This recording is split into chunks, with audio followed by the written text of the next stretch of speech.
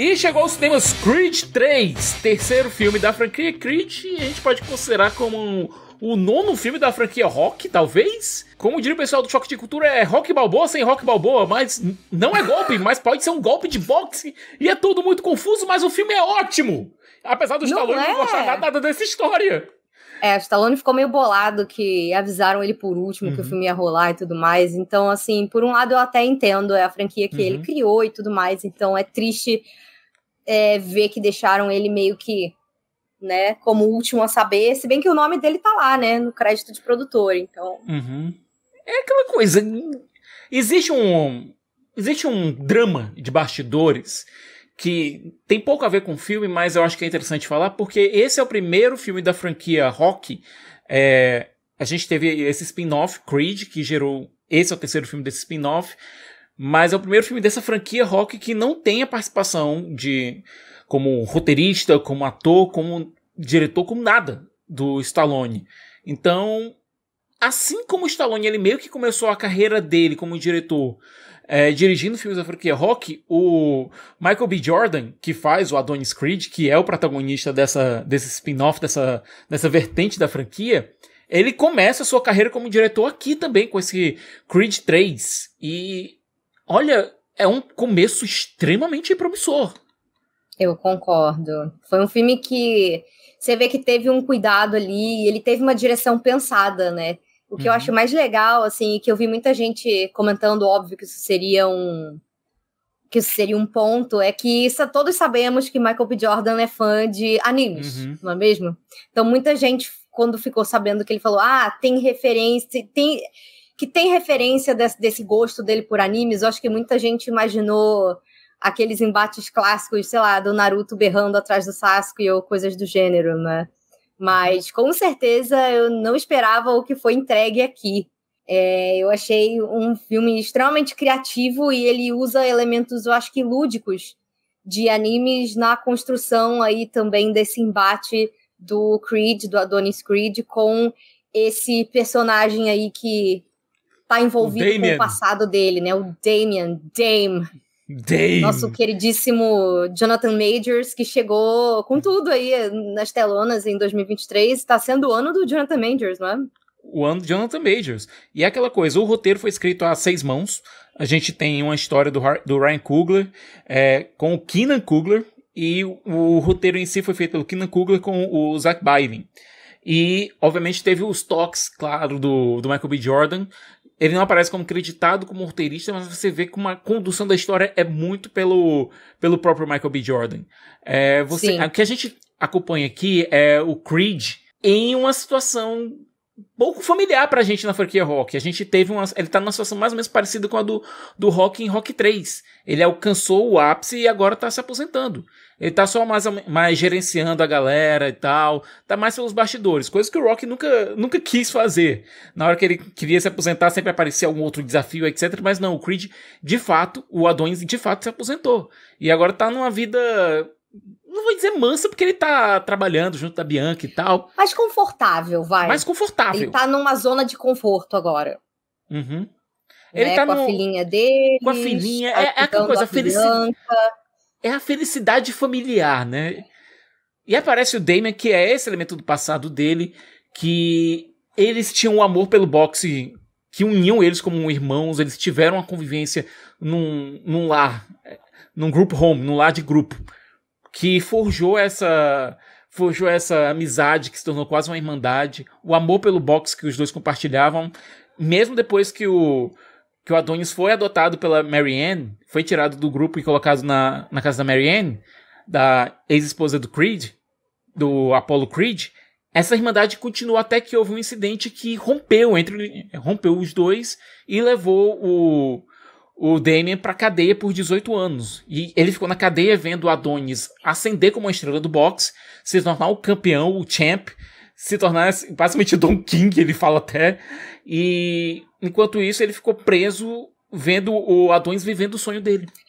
com a vida em suspenso. E eu acho que pra ele foi até mais doloroso, porque como o Creed, ele era um pouquinho mais novo que ele que tinha essa pegada do irmão mais velho. A gente vê um flashback bem bonito aí que abre o filme da relação dos dois e tudo mais, que inclusive eu achei que foi uma ótima escolha, porque acho que ao contrário de todos os outros filmes que a gente teve na franquia Rock, nesse aqui é a primeira vez que a gente vê o oponente do protagonista tendo tanto espaço de tela quanto ele. Então o negócio vira um embate muito mais, eu acho que a ver com a história deles do que com a luta em si. Até na hora que eles vão realmente chegar ao ponto que eles vão lutar, que isso nem é um spoiler, né, gente? A gente sabe que vai culminar nisso em algum momento. Sem dar nenhum spoiler, isso tudo, na verdade, é uma coisa que envolve mais o que ficou não dito e o que ficou mal resolvido entre eles mais novos. Esse ressentimento que sobrou por parte do Dame, né? Do que, de fato, pô, eu te desafio aí, bora cair no pau. Né, como normalmente é o que acontece. Não, e aquela coisa, Fê, eu fico pensando novamente, eu vou pra dentro da franquia Rock. Era muito fácil transformar o Damian num Clubber Lang, sabe? O vilão, o rival do Rock no Rock 3, que foi vivido pelo Mr. T, que era um cara que veio de baixo, brigou, chegou pra desafiar o Rock, que era o campeão, pra conseguir o título. Só que o Clubber Lang não teve nenhum desenvolvimento como personagem. Ele era só um cara grande, irritado, que ficava zoando todo mundo, deu em cima, inclusive, da mulher do Rock, de uma maneira extremamente machista. Era só um vilão, era só um cara pro Rock chegar e descer a porrada. O Damian não. O Damian tem um desenvolvimento, ele tem um arco. Existe uma rivalidade que é muito bem trabalhada. Ele não é só uma montanha pro herói escalar, sabe? Existe uma rivalidade de fato ali. Existe drama, existe patos, existe alguma coisa entre os dois a ser resolvido. Nos grandes animes, shonen principalmente, né? Esses de batalha. Normalmente você tem um protagonista, que é um personagem mais idealista e tudo mais, e você tem o rival dele ali, que normalmente começa como amigo dele e tudo mais, e que tem uma energia mais sombria, um desenvolvimento às vezes mais sombrio, né? A gente sabe, por exemplo, que o Michael B. Jordan é muito fã de Naruto, inclusive quando começa o filme e a gente vê esse flashback deles mais novinhos, no quarto dele tem pôster de Naruto, então assim, eu não duvido nada que ele tenha falado pro Jonathan Majors, olha só, assiste aqui um pouquinho de Naruto para entender qual é a energia do que a gente quer aqui. E isso se reflete, Fê, também no casting secundário. Você tem o Duke Jr., que acaba se tornando o treinador assim como aconteceu em parte de Creed 2, o Duke agora se torna realmente o treinador principal do Adonis. O Victor Drago, que era o grande rival dele no filme anterior, meio que existe já uma relação diferente lá entre eles dois, mesmo com pouco tempo de cena. Cara, a gente foi muito entende. Boa a participação dele. E não é spoiler que o Victor Drago ele aparece no trailer também, viu? Mas existe uma relação que está sendo construída lá entre eles que é muito interessante. E mais interessante ainda é a relação que está sendo construída entre o Adonis e a filha. A filha que também tem esse gênio estourado que o Adonis tem, e também tá querendo alguma válvula de escape para levar essa raiva que ela tem para fora, e o esporte, o boxe, provavelmente vai ser isso. Ou seja, tá sendo já Cara, o Michael B. Jordan é muito fã de anime mesmo, porque tudo isso a gente vê realmente anime acontecendo. Sabe essa questão geracional, essa questão do... Cara, é muito... Você tem Goku e Gohan, você tem Naruto e Boruto, sabe? Toda essa questão geracional existe muito, é muito presente nessas franquias mais longas de anime. Então, é outra coisa que o Michael B. Jordan pega, pinça e traz pra cá também. Aproveitando que a gente tá falando dessas referências de anime, outra coisa que eu adorei nesse filme é como ele mantém close na cara dos personagens. Não só na hora da luta, o que é muito interessante, mas é aquele plano fechadinho na cara dos personagens em momentos que eram para ser bem intimistas, e você se sente meio que quase invadindo ali o espaço deles, mas acaba que transborda uma honestidade. Tem uma conversa que ele tem com a Bianca, quando ele vai contar o que realmente aconteceu no passado dele ali, que eu falei, caramba, nossa, isso tá realmente, eu achei muito bem dirigido. Eu gostei muito, fiquei bem surpresa que o Michael B. Jordan já tenha tanta noção do que ele tá fazendo, assim, por mais que seja a estreia dele. Coisa, não é só plano médio, plano contra plano. Ele quer realmente mostrar a emoção dos personagens. Ele quer mostrar esses personagens, Cara, é um filme de boxe, é um filme de esporte. O esporte tá lá. A gente vê as cenas de ação. As cenas de luta são incríveis. São completamente baseadas em anime. Tem alguns planos que você vai ver que parecem tirados de Dragon Ball, sabe? Sim. A relação entre os personagens é claramente relação de protagonista e antagonista, sabe? Rival. É coisa clássica de anime. Mas tirar também esse tipo de emoção que não vou dizer típica, mas existem nos bons animes, nas boas franquias de anime, é algo muito interessante.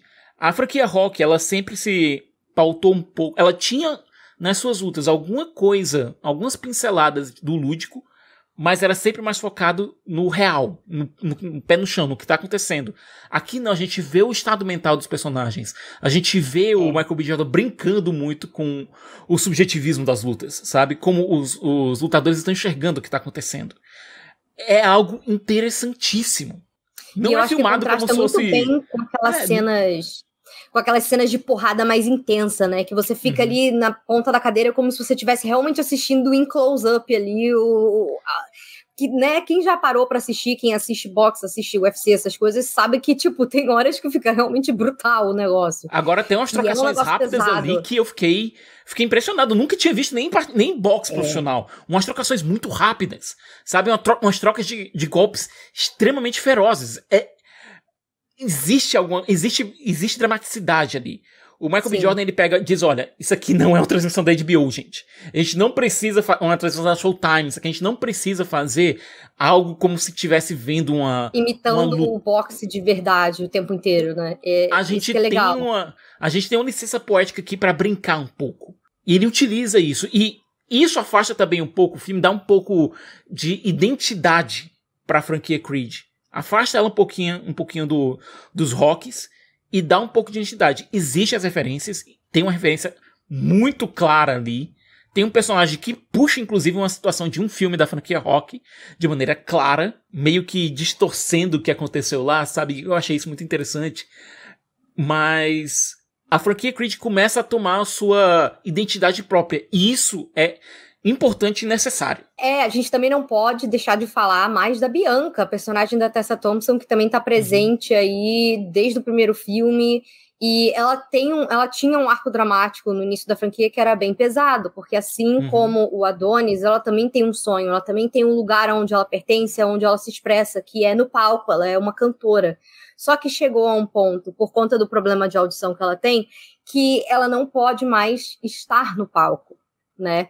Então ela agora trabalha como produtora musical.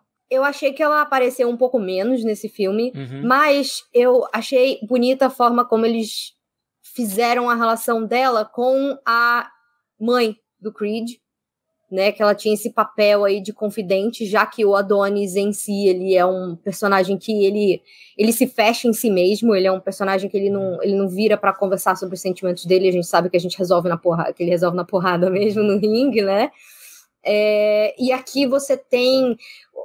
Uma das coisas que eu achei interessante na história dela nesse filme é como ela consegue se conectar com o Dame no momento em que ele aparece, antes da treta toda escalar, né? Quando ele volta ali para a vida do Adonis e tudo mais, ele conhece a Bianca. Então, quando o Dame fala sobre o sonho dele ter sido interrompido, ela é uma pessoa que entende o que ele está falando. Ela é alguém que também está fazendo o melhor com os limões que a vida lhe deu, mas ela preferiria estar lá no palco fazendo a parte dela por ela mesma. Então, essa parte eu achei que ficou interessante. Mas é aquela coisa, ela é uma personagem que eu acho que por conta de todo o desenvolvimento, por conta do tempo, das linhas de história mesmo, ela acabou ficando um pouco mais em segundo plano dessa vez, né? Que é uma pena, porque é um personagem que tinha agência nos 2 filmes anteriores, né? Pra mim, a falta de agência da Bianca acabou sendo um ponto mais fraco pra mim na história. Porque era um personagem que a gente tinha como uma co-protagonista, e acabou ficando com um papel um pouco mais secundário aqui. Tirando esse pequeno problema, que eu acho que pode ser resolvido, inclusive em filmes posteriores, dando um pouco mais de tempo para ela, e eu acho que existe um potencial para isso acontecer, especialmente considerando para onde o filme parece que está encaminhando um eventual Creed 4, eu acho que vai ter muito mais espaço para ela se expor também. A gente vai ter tem mais espaço pra Bianca ter arcos mais interessantes. Aqui ela ficou muito pra trás, muito secundarinha. Eu acho que a Tessa Thompson merece um pouquinho mais. Ela é maravilhosa, né? Tipo, quando ela aparece, eles dois, e eles têm uma química tão boa, né? Que foi construída nesses 3 filmes. Eu queria ter visto um pouquinho mais mesmo. Pois é, e olha, é muito interessante essa direção pra onde o Michael B. Jordan tá querendo levar a franquia Creed. Teve uma entrevista do Stallone que ele disse que ele gosta de ver os heróis dele apanhando, mas não gosta de ver os heróis indo por caminhos sombrios. Eu não achei sombrio, eu achei que o caminho trilhado pelos personagens aqui, ele faz muito sentido com a origem que foi colocada. Tanto é que o Ryan Coogler foi um dos caras que foi um dos caras que escreveu o argumento. Foi um dos argumentistas desse filme.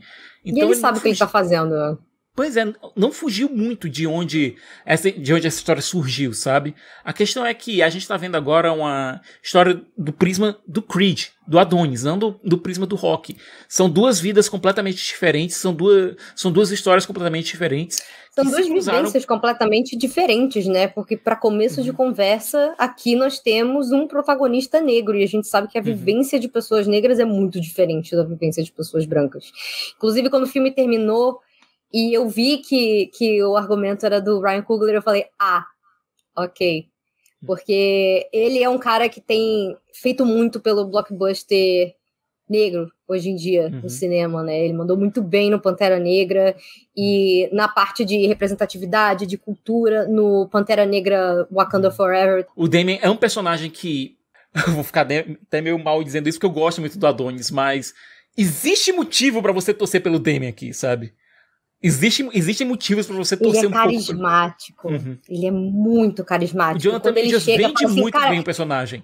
Eu só quero uma chance.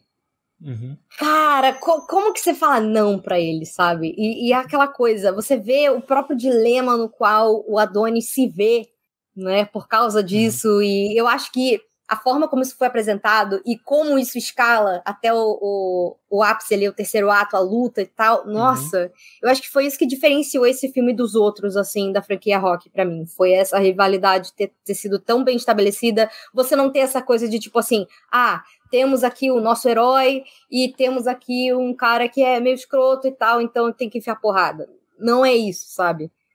Então, eu gosto muito de como foi feito, porque fica tudo muito ali na linha do cinza. Então tem horas que você tá torcendo pra um, tem horas que você tá torcendo pra outro. Com um desviozinho de roteiro, você pode considerar o Damien até herói. Podia ser muito facilmente um protagonista desse tipo de história. Sabe? É muito interessante isso. E a gente não via isso na franquia Rock. Porque a gente via, por exemplo, o Apollo, no primeiro e segundo filme, era um cara extremamente arrogante. Então, pela prepotência dele, você meio que sentia a vontade pra torcer contra ele. Como eu falei no 3º, o Clubber Lang era uma montanha de arrogância. O Mr. T o Stallone colocou tanta coisa negativa no personagem ali que é impossível você não torcer pro Clubber Lang cair. Eu acho que isso era meio feito de propósito, né? Era uma coisa, acho que um pouco mais maniqueísta, talvez, e aqui você tem... No 5º filme a gente tem o Tommy Gunn, que ele começa como um aprendiz do rock, depois se torna uma coisa diferente. Dá até pra dizer que pensaram alguma coisa ali do Tommy Gunn, só que o Tommy Gunn, quando você chega no 3º ato, você já tá odiando aquele personagem. O Damien não. O Damien você consegue entender a linha de raciocínio dele o tempo todo, sabe? É diferente do Tommy Gunn. Você consegue entender a raiva dele, e você também consegue ver a culpa, você consegue sentir essa culpa que o Adonis tem pela forma como eles se afastaram. E você vê que tem outras coisas ali no meio que também não foram culpa nem de um nem de outro, mas que levaram eles para caminhos completamente separados. Então, óbvio que quando eles se juntam de novo, a energia explosiva que tem ali é muito grande. Eu acho que isso foi tão bem desenvolvido que quando chega no 3º ato e a gente tem a luta principal do filme, é de você querer cair da cadeira. Você fica, meu Deus, pra onde que isso vai, sabe? E aí eu acho que justamente porque o Michael B. Jordan brinca tanto com essa parte lúdica da luta, e você mistura essa parte do porradão que você vê ali, socão na cara e um monte de coisa, e você tem muito bem aproveitado essa mistura entre socão com uma vibe um pouco mais real, e você passa para um lúdico onde você consegue entender todo o sentimento, a raiva do Damien e a culpa do Adonis, mas ao mesmo tempo a raiva do Adonis, porque ele se sente usado ali, né? acho que isso culmina num filme muito satisfatório pra mim. Eu achei ele, assim, com certeza, assim, desses 3 do Creed, ele é o que eu mais vou ter vontade de sentar pra rever. Plasticamente é um filme muito bonito, muito interessante. Ele não é ainda o meu Creed favorito. Eu sou muito fã do primeiro Creed. Que eu acho que ele tem um equilíbrio muito bom, sabe? Mas esse se tornou plasticamente o mais interessante dos 3. E o meu segundo favorito. Sim. E eu tinha gostado do segundo filme, aliás. Anti-heróis, eu amo personagens que você não sabe dizer se são mocinhos ou vilões. Então, pra mim, essa construção aí emocional tão grande da história dos dois, eu acho que faz com que ele seja, pelo menos no momento, eu não sei, pode ser o hype, eu vou ver de novo, eu não sei, mas nesse momento em que a gente grava esse vídeo, é o meu favorito dos 3. Vamos para as notas? Pra mim, eu dou uma nota 9, é um filmaço, muito divertido, passa rápido, ele é ágil, mas eu acho que ainda falta o Michael B. Jordan. Ele tá começando a quebrar um pouco as amarras que a saga Rock colocou, a moldura, a fórmula da franquia Rock, ele tá começando a quebrar, mas ainda tá um pouquinho preso. Existe ainda aquela formulinha clássica da franquia Rock lá, até mesmo tá presente isso na trilha sonora. Você ouve lá no fundo, sabe? Alguns acordes ainda da trilha clássica do Bill Conti. Eles estão lá, presentes lá no fundo. Você consegue ouvir. Você tem muita coisa nova na frente. Mas aqueles acordes estão lá. E pra mim a mesma coisa se aplica também à montagem do filme. Ele ainda tá muito preso nas amarras da franquia Rock. Eu quero que ele se livre mais disso. Não é desrespeitando tudo que o Stallone fez. Longe disso. Eu só quero ver pra onde o Michael B. Jordan e o Adonis Creed, até onde eles conseguem ir, sabe? E eu tô muito... Fiquei muito animado, sabe? Com o finalzinho do filme. Quando ele mostra mais ou menos, dá uma carta de intenções pra onde essa franquia pode ir. Porque sim, pode ser uma coisa muito nova, muito diferente, muito interessante. E eu tô muito ansioso pra isso. Nota 9. Cara, eu também. Por tudo que eu acho que esse filme representa, pela forma como ele foi feito. Tipo, eu sou meio parcial. Eu assisto 1000 episódios de One Piece, sabe? Então, assim, esse tipo de storytelling é uma coisa que me agrada. É uma coisa que realmente toca pra mim, que funciona muito. E tinha muito tempo que eu acho que eu não sentava pra ver um filme blockbuster desse jeito e não saía na euforia que eu saí. Então, assim, pode ser, talvez, emoção da minha parte? Não sei, mas no momento, pra mim, ele é um super 10. Aê, Fernanda. Então, o filme tá mais do que rapadorizado. E é isso. Sim. Olha, se inscrevam aqui no Rapadura. Se vocês curtiram o vídeo, por favor, deem o like aqui. Mas não é só isso que a gente vai ter por aqui, não. A gente tem lives sobre séries, a gente tem o Giro dos Streams falando sobre tudo que tá chegando nos streams, filmes, séries, etc. Temos Giro de Notícias falando sobre tudo que tá rolando nos bastidores de Hollywood. E temos muito mais coisa aqui no Rapadura. Vídeo sobre mercado. Cara, tem muita coisa aqui. É conteúdo todo dia. É conteúdo todo dia. Se inscreve, aperta o sininho pra receber todas as notificações. E, novamente, joga o like, tá? Nos vemos na próxima e tchau.